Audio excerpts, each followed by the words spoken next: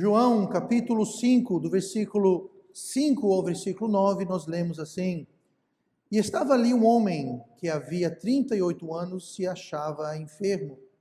E Jesus, vendo este deitado, e sabendo que estava neste estado havia muito tempo, disse-lhe: Queres ficar são?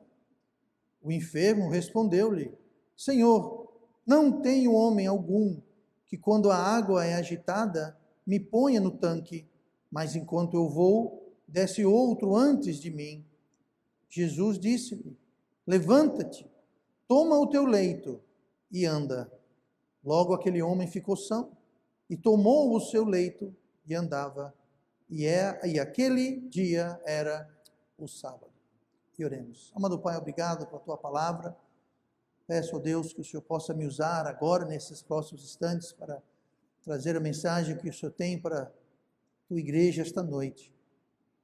Peço o teu poder para falar, peço o teu poder para que possamos ouvir com atenção, que teu Espírito nos leve a toda a verdade, que teu Espírito aplique na vida de cada um de nós essas verdades que veremos esta noite. Nós pedimos essas coisas no nome do teu Filho Jesus. Amém. E vamos então sentar todos. Quero hoje falar sobre um tema muito importante, especialmente agora no começo do ano. O ano novo está começando. E como anunciei antes do culto, só porque o ano é novo não quer dizer necessariamente que vai ter muita coisa nova. Inclusive, no dia 1º de janeiro, tudo vai estar igual como estava no dia 31 de dezembro. Agora, nós podemos sim fazer uma diferença. Nós podemos sim tomar decisões e atitudes. E hoje eu quero falar sobre um tema que tiramos ali do texto que nós acabamos de ler, que é do versículo 6. É a pergunta que Jesus fez àquele homem e a pergunta que Jesus faz a cada um de nós esta noite, que foi: queres ficar são? Jesus perguntou: você quer ficar bom? Quer ficar são? Quer ser curado? Quer resolver o problema? Quer ficar são? O contexto de João 5, se você ler, questão de tempo não vamos ler, mas se você ler do versículo 1 em diante, era uma festa em Jerusalém. Por festa não era festa de aniversário, brigadeiro, bolo, não era esse tipo de festa, era um festival religioso. E Jerusalém estava cheio, multidões de todas as partes de Israel haviam convergido em Jerusalém para celebrar este festival, essa festa. E havia grandes multidões, muito corre-corre, e no meio dessa multidão havia esse homem aleijado. Em Jerusalém até hoje existe, verdade em ruínas, mas até hoje existe, o tanque de Betesda. Esse tanque, na época, ele se encontrava perto do templo, no centro da cidade, e era um tanque, uma piscina, onde a água brotava, havia uma nascente ali, era cheio de água, as pessoas usavam para conseguir água para os seus dia a dia. Porém, havia ali, esse tanque de Betesda, periodicamente ocorriam curas. Se eram curas milagrosas ou não, é incerto. Isso no versículo 3 e 4, onde fala que quando o anjo descia e movimentava as águas. Ninguém nunca viu tal anjo descer e movimentar as águas, ninguém sabe direito se de fato havia algum ato milagroso ou se simplesmente aquilo se tratava de alguma qualidade especial que aquela água tinha. Existem muitos lugares do mundo hoje onde você vai, as pessoas banham-se em certas águas e são curados. Não estou aqui querendo tirar o poder de cura milagroso de Deus de modo algum, só estou dizendo que, estudando o assunto, é incerto, ninguém sabe direito, não era algo que era sempre o caso, nem todo mundo que descia era curado toda vez, nem sempre a água se mexia. Uma coisa é certa, ninguém nunca viu um anjo. No entanto, é uma expressão que os judeus usavam para tentar explicar coisas milagrosas, eles atribuem aquilo a alguma atividade angelical ou espiritual. Podia bem ser, claro, uma cura milagrosa, mas o ponto não é esse. Esse episódio é muito importante, essa história é muito importante, porque ela reflete uma condição, ela reflete a condição humana que se aplicava àquele homem e que se aplica a cada um de nós hoje e a todos desde aquele dia, de várias formas. Apesar das grandes multidões que haviam em Jerusalém, ninguém ligava para aquele doente, ninguém ligava para o seu próximo. Podemos mudar a situação, a circunstância, é a mesma coisa. Você pode andar aqui em Maceió, no centro, no shopping, enfim, e ser rodeado por centenas, talvez milhares de pessoas, mas ninguém está ligando muito para o problema da pessoa que está passando. Talvez não esteja nem ciente, ou se estiver ciente, não está dando lá grande importância. Vivemos cercados de pessoas, mas ao mesmo tempo é bem possível estar em completa solidão, se sentir só, se sentir abandonado, desprezados, apesar de não estarmos fisicamente sós. A princípio, este cenário de solidão no meio da multidão, a princípio esse cenário de alguém com um problema, sem ajuda, sem simpatia de ninguém, podemos aplicar a nós mesmos. Mas no meio de tudo isso, calamidade humana, um homem que há 38 anos, sofria disso, se encontrava aleijado, sem poder andar. Mas apesar de tudo isso, ninguém ligava, ninguém se importava. Ele dizia, mas não tem ninguém que me leve para a água. Eu não consigo andar, e até eu conseguir me arrastar até lá, já não tem mais. É o primeiro que entrar, dizia ele, o primeiro que entrar na água, depois que o anjo mexer, o primeiro que entrar é curado. Eu nunca chego primeiro, porque ninguém liga para mim, ninguém me ajuda, não tenho ninguém que possa me ajudar. Mas no meio de tudo isso, essa talvez desesperança desse homem, Jesus faz uma pergunta extraordinária. Ele pergunta, queres ficar são? Queres ficar são? E eu coloco isso para você hoje. Talvez você não esteja aleijado esta noite, mas você quer ficar são? São no sentido de íntegro, completo, sarado, bom, tratado, resolvido, solucionado. Que foi o que Jesus perguntou para aquele homem, queres ficar são? E o desenrolar da conversa com Jesus, nós podemos dividir em 3 partes. E cada uma dessas 3 partes eu quero olhar brevemente. Eu quero que cada um de nós apliquemos isso para nós mesmos. Primeira coisa, mantenha em mente a pergunta que Jesus fez e faz. Queres ficar sãos? Eu acho que só alguém muito perturbado diria que não. Eu quero ficar são. Eu quero ter solução, sanidade para os meus problemas, dificuldades, desafios. Mas a primeira parte dessa conversa foi quando Jesus veio e trouxe uma proposta para este homem. Nós lemos o versículo 6, e vendo este deitado e sabendo que estava nesse estado havia muito tempo, disse-lhe, queres ficar são? Com essa simples pergunta, com essa simples proposta, Deus, na pessoa de Jesus, confrontou o homem com a sua própria condição. Ele quis que o homem enxergasse o fato que ele precisava ser são. Jesus precisou reconhecer isso, reconhecer a condição do homem, para que o homem tivesse empatia dele. Lembre-se, havia multidões rodeando esse homem, mas ninguém ligava para ele. Jesus veio e falou, queres ficar são? Jesus estava reconhecendo a situação dele, ele estava confrontando aquele homem, trazendo aquela situação à frente, e nós precisamos fazer a mesma coisa. Jesus vem para você e pergunta, queres ficar são? Se a sua resposta é, não, porque eu não tenho nada do que ficar são. Está tudo muito bem, obrigado, Jesus. Eu não tenho problema algum, está tudo em dia. Então, precisamos confrontar e reconhecer a nossa necessidade de ser sanado.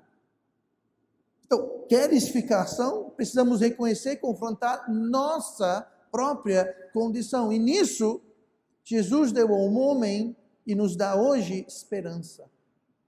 Jesus deu àquele homem com essa simples pergunta, com a mera proposta, ele falou, queres ficar são?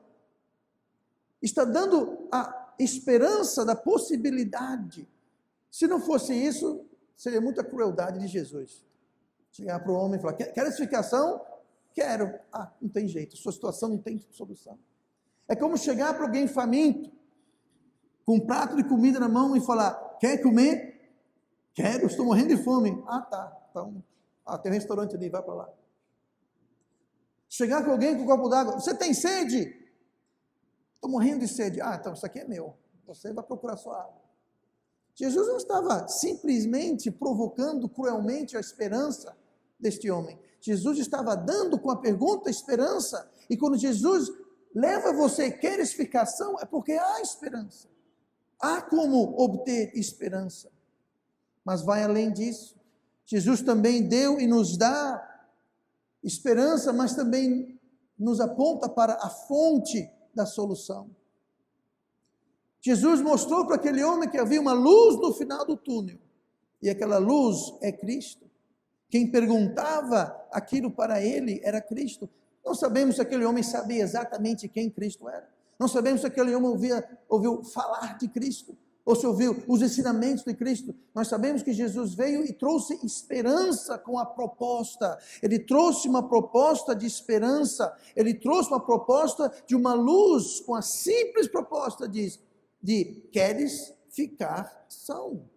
Não é uma promessa ou proposta vazia. Jesus não só podia, mas Jesus desejava. Tudo isso com a pergunta, com a proposta.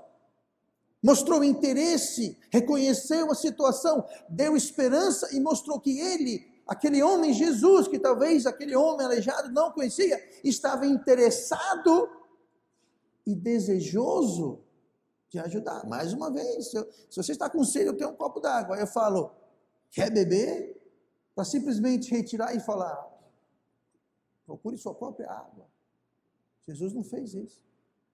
Ele mostrou interesse, demonstrou desejo. Jesus pode e deseja ajudar, seja lá qual for a sua situação. Mas nós temos que confrontar, nós temos que receber essa proposta de Cristo, de quer explicação, e confrontar, reconhecer, não só a nossa condição, mas o fato que Cristo pode e deseja solucionar, seja ela o que for. E essa primeira proposta nos leva à segunda parte da conversa. Jesus trouxe a proposta e teve uma resposta. A resposta do homem. Versículo 7. O enfermo respondeu. Jesus deu a proposta e o homem deu uma resposta. Foi o que ele disse, pastor. Versículo 7. Senhor, não tenho homem algum que quando a água é agitada, me ponha no tanque, mas enquanto eu vou, desce outro antes de mim. Preste bem atenção no que eu vou falar. Hoje, Jesus ainda recebe a mesma resposta para a mesma proposta. Como assim, pastor? Jesus vem e pergunta para você, queres ficar são? E recebe a mesma resposta de, é impossível. O que esse homem falou é, não tem jeito. Quer explicação? Jesus não dá para explicação. Porque eu não tenho ninguém que me ajude e me leve até a água, e até eu chegar lá, já passou. Esse homem estava dando uma resposta negativa, uma resposta, basicamente era, não. Eu quero, mas não tem jeito. Eu quero, mas o meu problema é muito sério. Eu quero, mas eu não consigo chegar na água. Eu quero, mas não tem ninguém que me leve. Eu quero, mas sempre alguém chega antes do que eu. Esse homem estava olhando tudo aquilo que ele não podia fazer, tudo aquilo que ele não tinha ajuda, não tinha movimento, e ele respondeu a pergunta. Basicamente a resposta dele foi uma resposta negativa. Sim, aquele homem entendeu a proposta, ele até reconheceu a situação dele. Ele falou, eu não tenho como ir, ninguém me leva, eu não posso ir, ninguém me leva. Mas apesar de ter reconhecido a situação e entendido a proposta, não havia ânimo, não havia vontade, não havia esperança. E essa resposta a esta mesma proposta, até hoje, Jesus vem e fala: você quer mudar? Quer explicação? Ah, Jesus, não dá. O meu problema ninguém resolve. Essa é a situação. Não tem esperança. Ele não tinha condições, então ele não via basicamente possibilidade. Não via capacidade. Essa atitude, mesma atitude, essa mesma resposta a esta mesma proposta é muito prevalente hoje. É mais ou menos assim: devo, não nego, mas também não vou pagar. Sim, eu sou falho. Sim, eu tenho problemas. Sim, eu tenho esse meu jeito. Sim, eu tenho esse gênio em mim. Eu tenho esses problemas. Eu reconheço. Mas aí para por aí. Eu nasci assim e vou morrer assim. É o jeito que eu sou. Foi como Deus me fez. Foi como eu fui criado. Mas esse é meu jeito, pastor. É a mesma resposta para a mesma proposta. Queres ficação? Não tem jeito. O meu problema é muito maior que você pode resolver. Era o que este homem estava dizendo para Jesus. Ele falou: eu sou aleijado, ninguém me ajuda, eu não posso ir, agora você vem dizer se eu quero ficação? Como? O problema é que este homem, como muitos hoje, olham para o problema. Olha para o fato que não tinha ninguém que o ajudava. Olha para o fato que ele não tinha como chegar às águas a tempo. E não olhava para aquele que o propunha. Queres ficação? Queres resolver?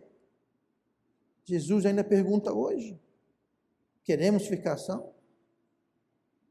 No seu casamento você quer sanar o seu casamento? Ah, pastor, meu casamento você não conhece. Meu casamento não tem mais jeito, pastor. Não tem mais jeito. No seu lar, ah, pastor, lá em casa é uma bagunça, é um inferno. Ninguém está com ninguém, é briga, confusão. Não tem mais jeito, pastor. É sem esperança. Nem Jesus dá conta disso. Pois é. Queres ficação? Não interessa o teu problema. Não interessa se é a sua família, seu lar, os seus relacionamentos. Ah, pastor, esse é o meu jeito, eu sou assim mesmo. Pavio curto. Eu falo mesmo o que vem na cabeça, eu digo, eu não penso. É o meu jeito.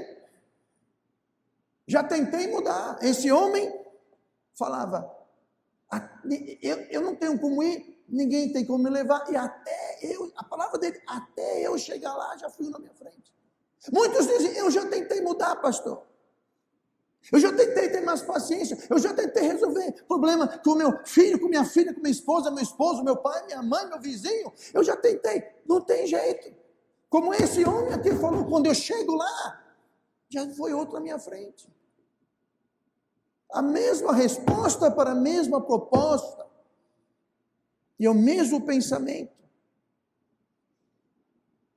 Jesus pergunta: quer ficação? Você quer sanar o seu caminhar com Cristo, sua vida cristã? Ah, pastor, já tentei ler a Bíblia, não tem jeito. Já tentei orar, não tem jeito. Eu tentei ser fiel aos cultos, não tem jeito. Já tentei, mas eu faço por um tempo, aí eu desisto. Eu dou um passo para trás, para frente e 3 para trás. Eu tento mudar, eu não consigo. Isso aqui é meu jeito. Eu sou assim. É o jeito que eu sou, pastor. Eu já tentei. Jesus pergunta: você quer sanar isso? Queres ficação no seu caminhar com Cristo? Queres ficação no entendimento da palavra de Deus, na leitura, na oração, em serviço a Deus, em serviço aos outros?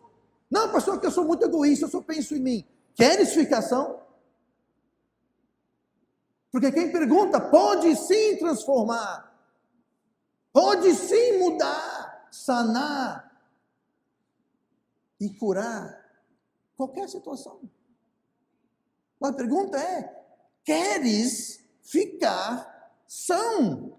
Muita gente fala: não, obrigado, estou bem. A tua esposa não te aguenta mais. Problema dela. Eu estou bem, eu não quero mudar. Os seus colegas de trabalho, tem uns que já pedem até as contas, porque não aguenta mais trabalhar do seu lado. Mas eu estou bem, pastor, eu estou tranquilo. O seu vizinho já mudou de casa, que não suporta mais as suas confusões. Não, mas eu estou bem, pastor.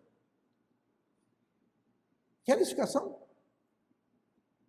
Ou vamos colocar obstáculos como esse homem aqui vinha colocando?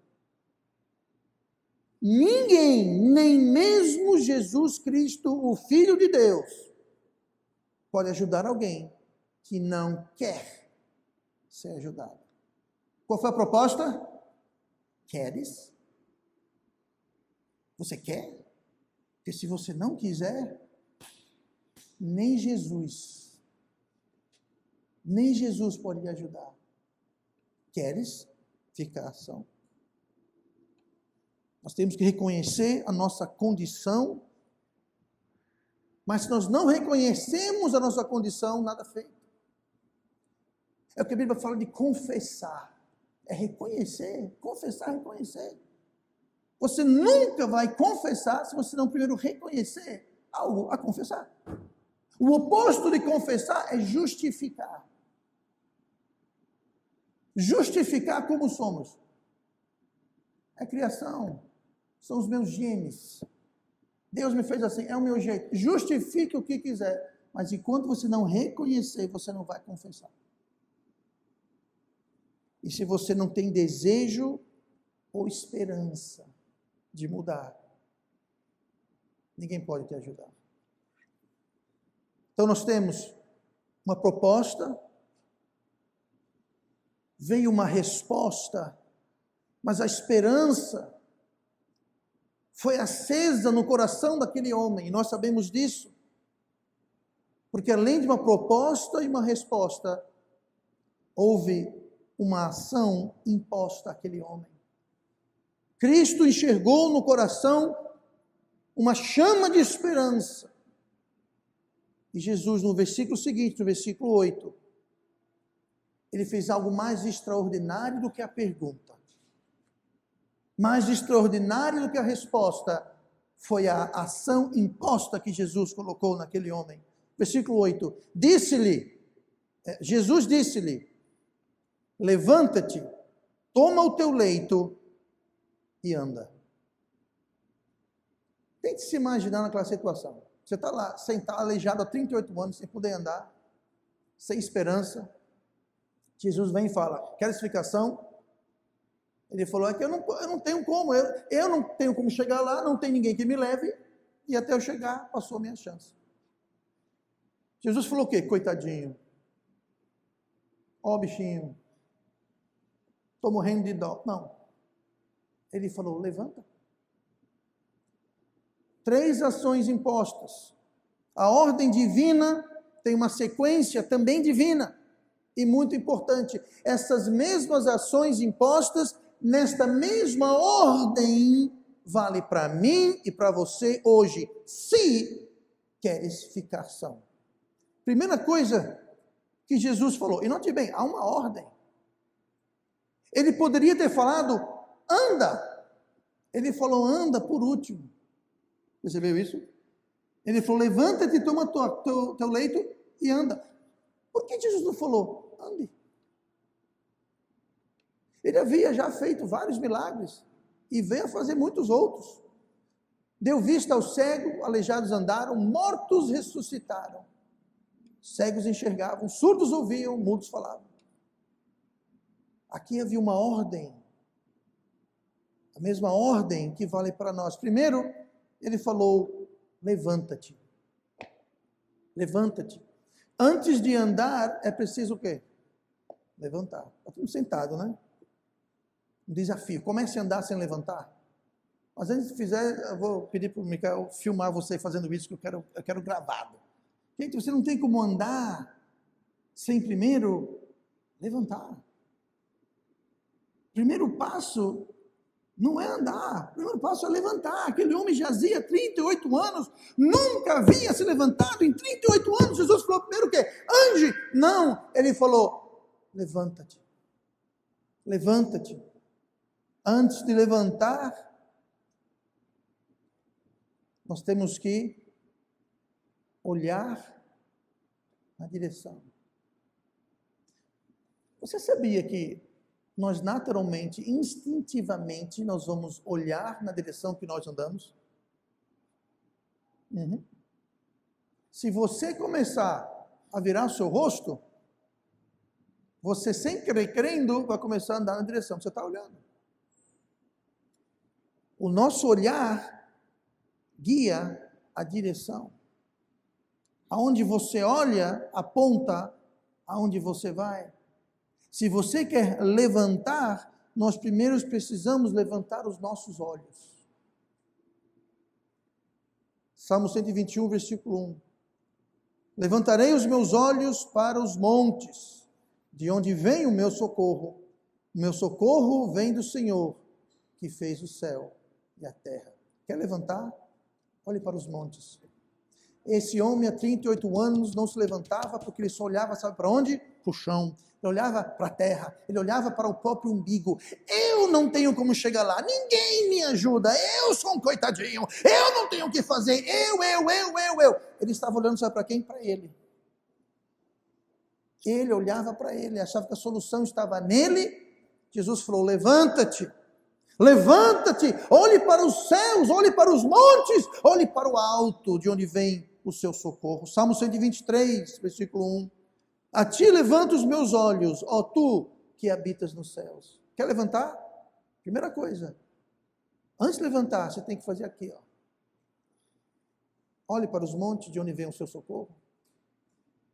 O problema é que para muitas pessoas, eles não olham para o alto, eles não buscam socorro no alto, eles buscam socorro em si próprios. Buscam socorro em si mesmos.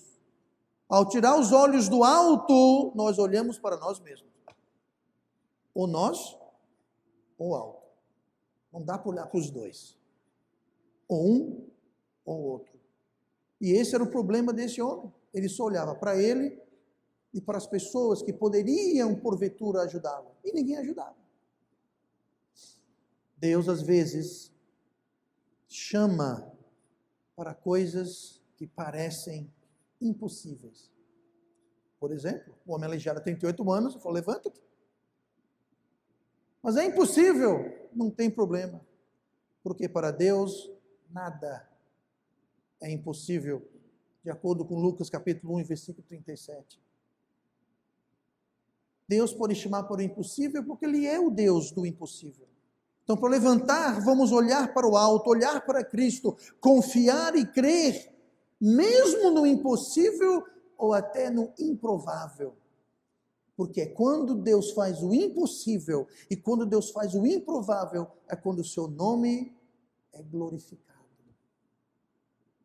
É quando o seu nome é exaltado. Por isso que eu gosto de contar a história de como essa igreja começou, de como nós adquirimos. Estou comentando com o José Roberto outro dia. Antes da igreja existir, nós já tínhamos comprado esse galpão. Era impossível, aconteceu. Eu gosto de compartilhar como hoje eu sou dono da minha casa. Eu não paguei nada por ela.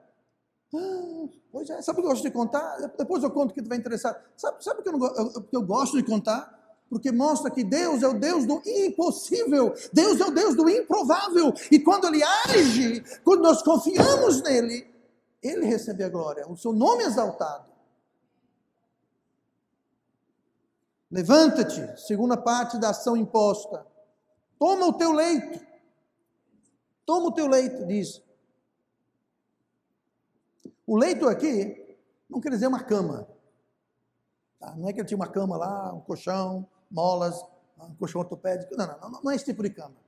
Leito significa o lugar aonde se deita. Pode ser uma cama, pode ser uma rede, pode ser um colchão, pode ser um amontoado de feno e palha, pode ser, enfim. O lugar onde se deita. Aquele leito era o local, era o arranjo, era o que ele tinha para ficar deitado, jazido, aonde ele se encontrava. Era onde ele ficava por não poder andar. Mas por que Jesus falou, toma o teu leito? Ele, obviamente, se ele levantou e ele ia passar aí andando, para que ele ia precisar daquele leito? Para que ele ia precisar de ter uma espécie de um ninho Não sabemos os detalhes, mas aquilo era um ninho, talvez você pode ver isso hoje. Um lugar que alguém coloca para ficar confortável. Um lugar onde esse homem que jazia 38 anos, ele fez uma espécie de um ninho, não sabemos se tinha almofadas ou panos, cobertores, não sabemos, mas era um leito, não era uma cama no sentido próprio, mas ele tinha um leito. Se ele era para ficar em pé e se ele era para andar, eu imagino de tão alegre que ele ficaria, ele dizia: tchau e bênção, leito que me prendeu por 38 anos, tchau e bênção, meu lar que eu jazi por tantos anos, tchau e bênção, nunca mais eu vou precisar de você, porque agora eu estou andando, muito obrigado. Jesus não falou: levanta e anda e deixa o teu leito aí. Não, ele falou: toma o teu leito, desfaça o teu leito, dobre esses panos, junte esses trapos, desfaça, tome, aí você anda. Sim, pastor, e daí? Esse toma seu leito, Jesus está em efeito dizendo: queime as pontes, tranque a porta e jogue fora a chave. Ao tomar o leito, antes de andar, ele ficaria em pé, juntaria, desfaria o seu leito e sairia andando.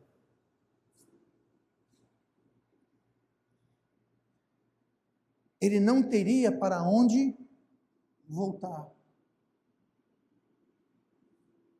Deus está dizendo o seguinte: olhe para o céu e decida que você não vai voltar. Você não tem que fazer provisão para fracasso. Mas Jesus, e se eu der 2 passos e cair? Eu tenho que ter meu leito para voltar. E se eu andar um quarteirão e der uma dor na perna, eu não puder mais andar? Jesus, e se eu precisar? Levanta-te, olha para o céu. Levanta-te, desfaça seu leito e ande. Tem muito crente que olha para o céu, toma uma decisão de fazer o que é certo, mas deixa a porta entreaberta. Qualquer coisa eu volto.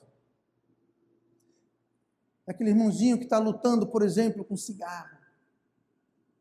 Fuma igual uma chaminé. Sabe que é errado. Já tentou de tudo. Mas sempre que ele desiste, eu vou parar de fumar. Ele sempre guarda um maço na gaveta, uma guarda-roupa. Sabe o que é isso? É não tomar o leito. É deixar um recurso. É fazer provisão para um possível retorno. Gente, quando Jesus chama, vá, não faça provisão. Em 2003, quando eu comecei a levantar sustento para vir para o Brasil, eu pedi contas do meu trabalho. Eu conheço colegas do ministério que passaram muitos e muitos anos levantando sustento. Eu conheço um que passou 10 anos levantando sustento. Nós passamos 2. Muitos desses colegas meus não largaram seu trabalho secular. Eles queriam fazer o ministério, trabalho de evangelista, visitar igrejas, promover missões, encorajar as igrejas, levantar e ao mesmo tempo ficar com seu emprego, sua carreira, seu trabalho. Eu não quero julgar ninguém, mas basicamente é o seguinte: e se não der certo? Eu vou ficar sem meu emprego? Eu vou ficar sem talvez ele tinha uma empresa própria, era um autônomo. Eu vou fechar meus negócios? E se não der certo?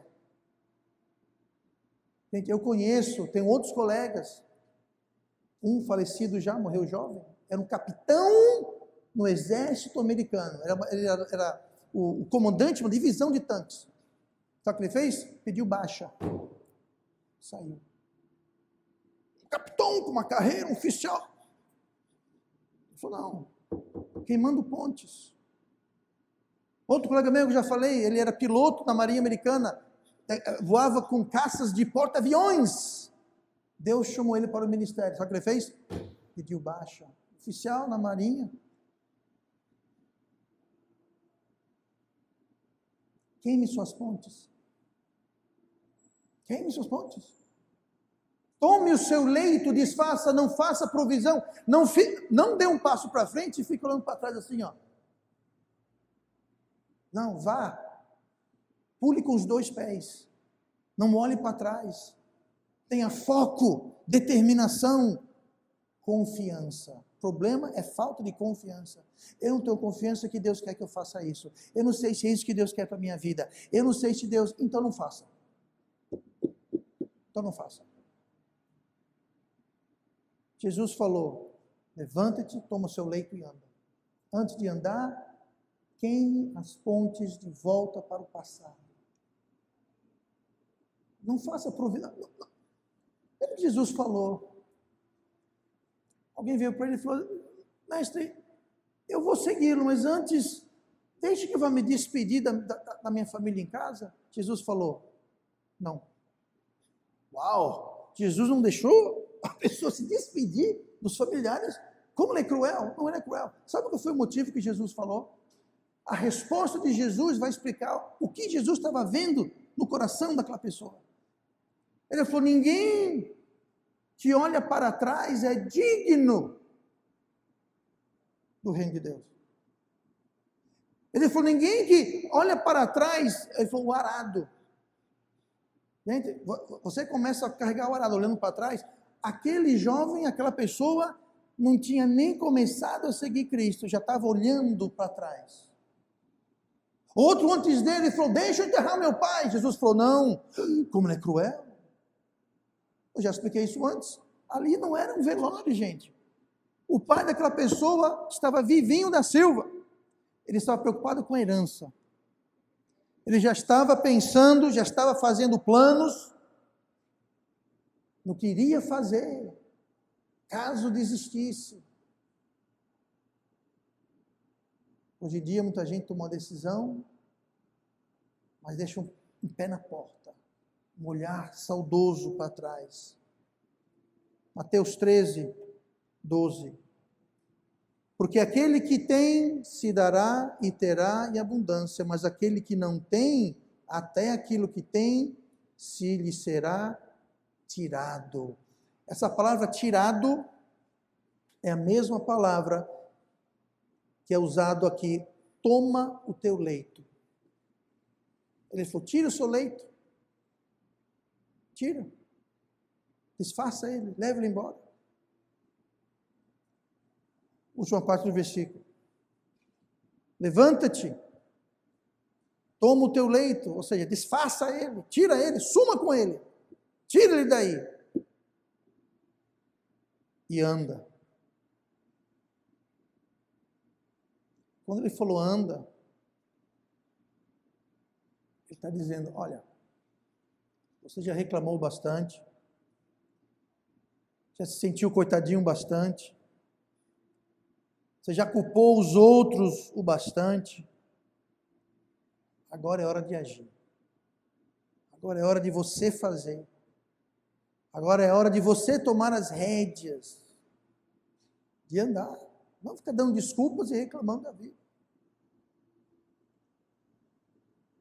Para andar é preciso olhar para Cristo, confiar, crer nele, é decidir que não haverá retorno, é se comprometer 100% com a vitória. É fé. É não querer nada menos do que 100%. É não olhar para trás, titubear, ficar com dúvidas. É se comprometer. Senão, nós daremos alguns passos e em breve estaremos de volta prostrados de novo. Por isso que ele falou, tira a sua cama, suma com ela, desfaça. Eu não quero que ninguém levante a mão, fala nada, mas se pergunte aí, pense você com seus botões. Quantas vezes você já reconheceu Já se confrontou com alguma coisa, não interessa o que seja na sua vida, que você sabe que você precisa tratar, mudar. Você sabe. Você até olhou para Deus e pediu ajuda e sabe que aquilo é o certo. E você até começou, mas voltou atrás. Eu vou mudar, eu vou fazer isso, eu não vou fazer isso, eu vou começar, eu vou parar, eu vou mudar. Mas só fica nisso, no começo. Alguns passos depois, você volta aos mesmos justificativos desse homem. Eu não tenho como chegar lá, não tem homem nenhum que me leve. Volta para a estaca zero. Volta para o leito. E sabe o que é o mais triste? O segundo estado é pior do que o primeiro. A próxima vez vai ser mais difícil dar o passo. E vai ser mais fácil voltar atrás. Jesus falou: levanta-te, toma, tire, desfaça teu leito e anda. E foi o que ele fez. E ele não voltou. Quer explicação? Pare de reclamar. Vamos parar de reclamar e ver o porquê não podemos, como esse homem fez. Quer explicação? Reconheça, assuma, confesse, tome responsabilidade do seu lar, da sua vida, seu esposo, sua esposa. Se você quiser mudar a sua vida, precisamos primeiro mudar a nós mesmos. Quer mudar o seu casamento? Comece mudando a si mesmo. Quer mudar a sua esposa, seu esposo? Comece mudando a si mesmo. Quer mudar seus filhos, suas filhas? Comece mudando a si mesmo. Quer mudar a sua igreja, o seu trabalho? Quer mudar a sua sociedade? Quer mudar o seu país? Quer mudar o seu mundo? Comece mudando você mesmo. Comece por aí. Quer explicação? Levanta-te, toma o teu leito e anda.